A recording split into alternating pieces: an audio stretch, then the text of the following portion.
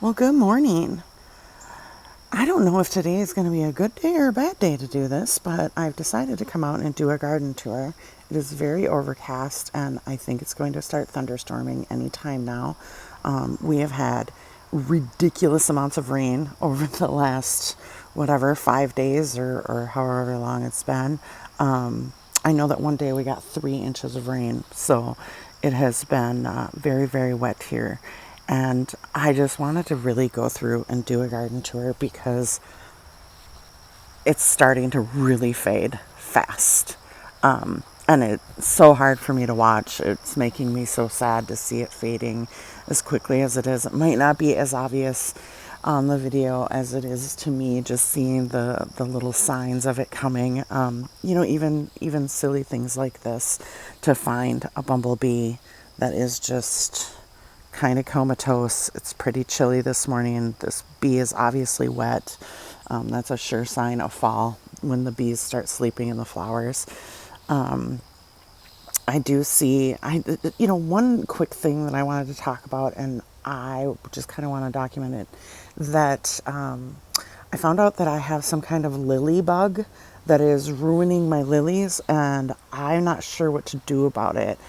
I didn't notice it so much while they were blooming. All of the tiger lilies are done now. You can see there's no orange left, but you can see like all this damage on their leaves. And I don't know if it's focusing on that, but and this disgusting thing here, that's a bug. That here's a really good example of it. This is the I'm gonna do the stupid trick of putting my hand behind it. This is the larva of this beetle that comes through and eats your lilies. And I have never had this problem before, but it is definitely a problem. It has decimated the ones in the back, and obviously they've moved up here. So I'm gonna have to figure out what to do about it. All right, so one of the other cool things that I saw, this is just a mess of weeds that needs to come out, and I need to figure out something to do with it. I'm going to put that yellow daylily here, and then I also think that I am going to put maybe some milkweed. I'm going to make this like a milkweed area, so I think that'd be a good thing to do here. I did notice that my potatoes are definitely like on their way out, and that means that they're ready to pick, right? Once the plants die back, then it's time to pick. So they're in these potato pots, and I will try to do an update later once we knock them out. But I pulled them out of there so that I wouldn't forget to do them. We can just do a wonderful, like, how cool did this nasturtium turn out this year? It could be bigger. I do love the flowers. I do think it's upset because it's been raining so much that everything is kind of just beaten down. To come in and just do a quick, we've talked about all of the plants that are in here, and the peppers are, they shine at the end of the year. That's when they really take off, and they are taking off. The peppers are starting to put on peppers. And, you can see this is probably, I don't know, it's up to my chin. So I'm 5 feet tall, so it's probably 4 feet tall. And it's really got a bunch of peppers down in under here. So I think we're going to get some ají dulce. I don't know if I'm going to try to overwinter this or not. I haven't decided yet. If I do, then I'm going to do it like bare root, I think, or at least like not in the pot. These guys, these shishito peppers, again, just tons of them, lots of jalapenos. It's funny, I used this to make salsa, and this is the tam jalapeno, and it is considered mild, so I used a lot of it in the salsa. It's some pretty warm salsa, so it might be mild, but it's not mild. Over here you can see, the tomato wall is still just tomato walling. I'm starting to get a few slicers out of it. Went through and got like a basket of cherry tomatoes tomorrow. This is my reminder. This is me saying this out loud so that I hold myself accountable to it. I will learn to prune my tomatoes next year so that this does not happen. I can't even get in there to harvest them in so many cases, but that's okay. This is the radishes, and the peas are really kind of starting to take off. If the squirrels would stay out of them and quit digging them up, that would be helpful. But you can just kind of see, when you get over here, you can really see what I'm saying, that like the borage is dying back and that needs to be pulled out. The zucchini, this is a flop. So this is a yellow zucchini, and I never got a single yellow zucchini off of it. It's a really healthy plant, but never a single. I was just getting blossom end rot on every little fruit long before they would ever flower. They would die off. So I don't know what I'm doing wrong there. Same with the green one. The green one I did get, this is the green zucchini. I did get a few off of it, but at the same time, it stopped now. It won't put on any fruit, and I don't know, so it's probably not worth having it in there. You can see the sunflowers, most of them are done, so you can see that the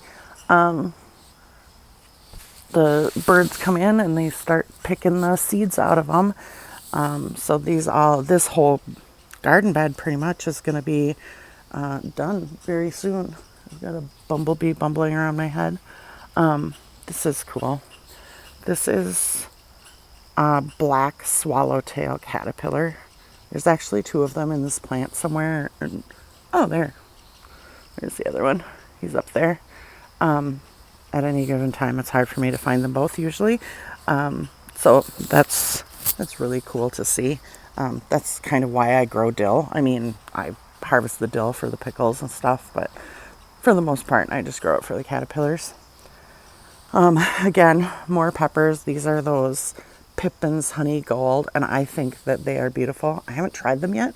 I think this one for sure is ready to try, but so just an epic pepper year. Again, with the tomatoes, but you can't even see it. I'll go over here and just show this really quick. I think I counted last night, and there are like 18 tomatoes in this little clump of tomatoes in here. There's a lot. None of those have started to blush yet. Yeah, coming over here, there's a lot of peppers on. I don't know. I was going to mention this because I think it's interesting. So obviously there was a storm which knocked down this plant. I need to tie it back up. But, you can see this is a banana pepper. So these are sweet banana peppers. But look at how narrow and skinny this is. Now, these were all started from the same seed. What is this? That is not a banana pepper. That thing is as big around as my hand. So, I don't know. But it's interesting because the one at the top looks like a banana pepper, and that's the same plant. Anyways, weird things happening. The giant sunflower it's not blooming yet. I don't think. There might be a head up there. I don't have any idea how I'd be able to see up there. I mean, it's 20 feet in the air. This leaf right here, so like right here is about 5 feet in the air. And then there's all of that. So yeah, that's a fun sunflower.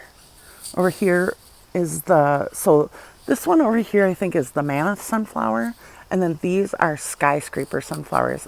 I don't think that they got as tall because I grew two of them next to each other. Sunflowers don't like that competition. So if you want them to be really, really big, just grow them one around each other and feed them really heavily. And then I get, better luck with them. But I really like that. I like that multiple head one. The bees are really into it. Over here, this obviously still looks very, very lush and crazy. But when you kind of get in here and get in the dark depths of it, you can see that a lot of this is starting to die back. These plants just get kind of sickly, and that's actually what they're supposed to do, is die back and, give you dried beans in the end. So the beans are starting to dry back. I do think that in a few weeks, I will cut the plants off at the base and let them dry. before the frost, because I didn't do that one year and I lost a lot of beans that didn't have time to dry on the vine, and like they got frozen and icky. You can see in underneath here that the cucumbers are really sickly. The plants are really sickly and under there. They're really healthy up on top, but you know, that sickness will catch up to them. I picked a couple carrots yesterday. They were really good. So the carrots will probably need to come out pretty soon. This is so exciting for me. But look at, I have flowers on my eggplant. So I might get an eggplant.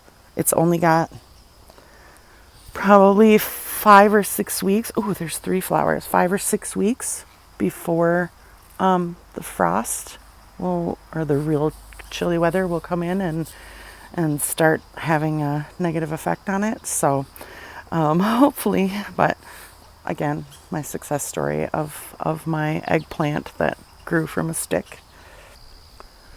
This corn is starting to tassel, which is great to see. I don't see any silks coming out of any of them yet. So, oh, there we go. Look at the little silk. So this is a baby corn, and then that's what will pollinate it. So I'm going to have to be very, very direct about pollinating it on the, like these damp mornings aren't a good morning for it, but I'll come through and get it with my hands. I haven't even looked at that one back there to see if any of that corn is ready, but you can see that this garden has turned into a jungle, and that is fantastic. I didn't end up picking the flowers off of this and just kind of letting it go. It's the end of the year. It's okay. The beautiful green stalk over here, and then the enormous, yeah. I do want to say one of the storms, I think it was Friday night. Sorry. I do want to say that one of the storms on Friday night did have some hail, so you can see some hail damage here, and I will try to insert the video of the hail here. I did take video of it, but I was really upset while it was happening, so it's not the best audio. Are you kidding me? These storms.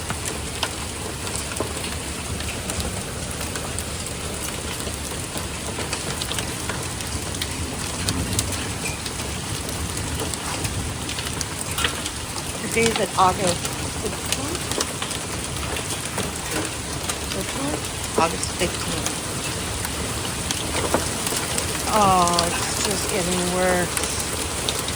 Kidding me. Honorable mention of a beautiful flower pot. Like, I love how this is turning out with this begonia and this coleus and the dark, deep colors of it. Just so cool. The garden back here is just lush and beautiful. Again, this is the next one that needs to be redone, and it's going to be a lot of work. But we'll get there. I love to watch that hosta. That's how I always know that there's plenty of water, is when that one's leaves are standing straight up. It gets real droopy when, you know, when our water gets low. There's just no, I mean, I can water it, but it's such a giant plant that it doesn't take to hand watering very well. And you can see here, we've got quite a few tomatoes finally growing on this. Hopefully they have enough time to finish growing and ripen. Should probably top that one. Back here, this really took a beating in a couple of the storms, so it's not quite as lush as the other pot that I have over there with those begonias in it. I did see over here, this is my beans that it hasn't even been 4 weeks yet that I replanted these, and you can see that they are going to start flowering anytime now. So that's really, really great to see. We've been getting a bunch of cucamelons. These pots sort of filled back in. It took all summer for them to catch up. So, again, I'm still not going to buy begonias from them, but at least they're starting to catch up. I can see a couple of cucamelons on this on here. So we've been coming through and picking cuckoo melons to get handfuls of snacks for me. I just dropped one. And back here, the garden is just a jungle and beautiful and growing in. I think it looks better on video than it does in person, to be honest. It's a little weedy and crazy in person, but and then over here, this is really really exciting for me because I wasn't sure whether this was going to grow or not, but my little clematis is flowering. So I decided to do another growth spurt and do a little bit of flowering for me. So the camera is really lightening up their very dark purple. And the morning glory has never bloomed back there, which is fine. I do love these. I do love these coleus in the front here too. They're just very beautiful foliage.